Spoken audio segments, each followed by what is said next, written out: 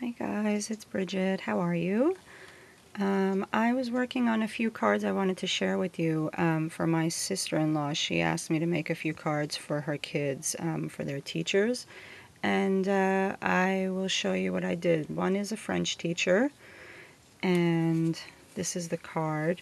I'm sorry, I don't exactly know. You know, I should always write these things down. The stamp is from My Cute Stamps.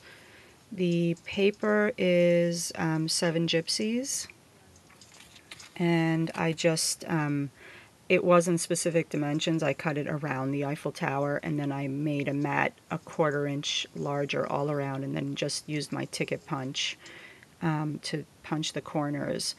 And it was a little bit boring, so I didn't want to paint the back of it or ink the back of it, so I put the bling on it instead. And that Merci is, I think, from a different My Cute Stamps set. I might be mistaken. And then on the inside, I just put a mat because I didn't want her to write on the craft cardstock. So I also just used the ticket punch for that too. Sorry, I think that this is really bad lighting. But so that's for the French teacher. That's actually such a cute card. And for the envelope, I just made a little closure with the same paper. And those little flowers were from this punch, that stamp set. And then one is a history or a social studies teacher who really liked sports and adventure, but I don't know about, I haven't made a sports card, so I made this card. This is craft cardstock again. These are all standard 4 1/4 by 5 1/2 cards, and this stamp set, I punched out the globe after I stamped it.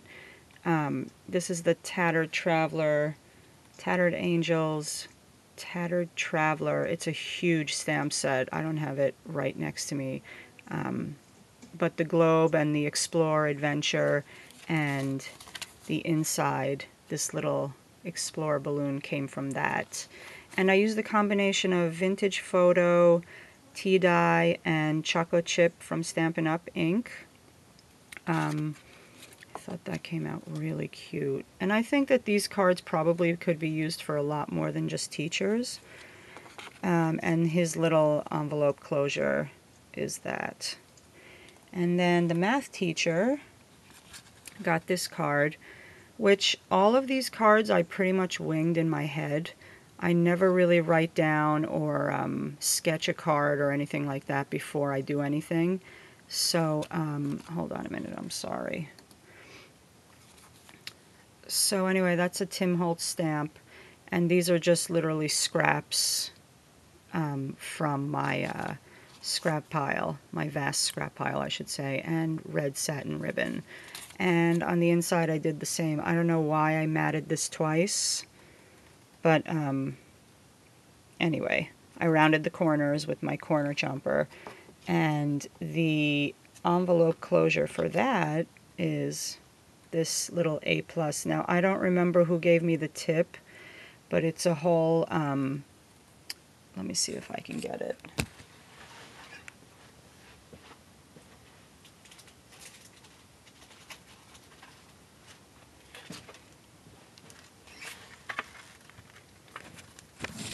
It's a really fun stamp set that has like all the grades, plus or minus, permanent record. This is like a report card. It says above average, stars, diploma, certificate. I'm sorry. So that was what I used for that little closure. And since I got up, here's the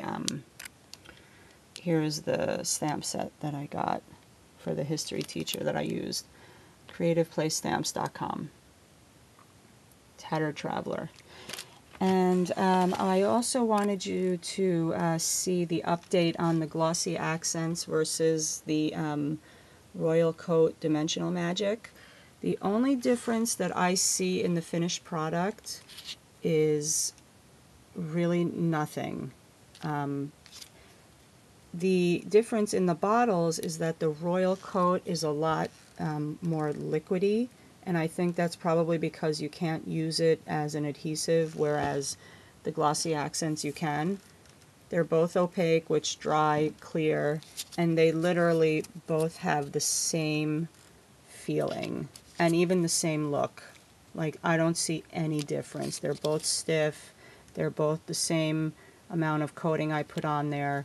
The only thing I didn't like, which I don't know if it happens on Prima flowers, I used the cheaper white flower, and both the Glossy Accents and the Royal Coat kind of, see that? Ate through the white of the flower. Now, I don't know, like I said, if that happens on a better flower, but these were a little bit cheaper, so I decided to, like, sacrifice a flower for it. But anyway, I had found this one in a very local, privately owned scrapbooking store. So either one works great. The one on the left is far cheaper, but you can't use it as an adhesive. And one other thing I just wanted to show you, I haven't really finished it yet. Well, it's pretty much finished, but I had made this for my husband for Father's Day, and I used corrugated cardboard, cut out the frames from the Sizzix die, used some Tim Holtz gadget gears and the clock, and the paper I'm pretty sure is the Graphic 45 Le Romantique collection, and I put some glittered brads, and then I put the Tim Holtz ball chain on there for him to hang. I figured he could take this to the office. The glittered paper is this really thick, glittery paper, I think from American Crafts, that AC Moore is now carrying.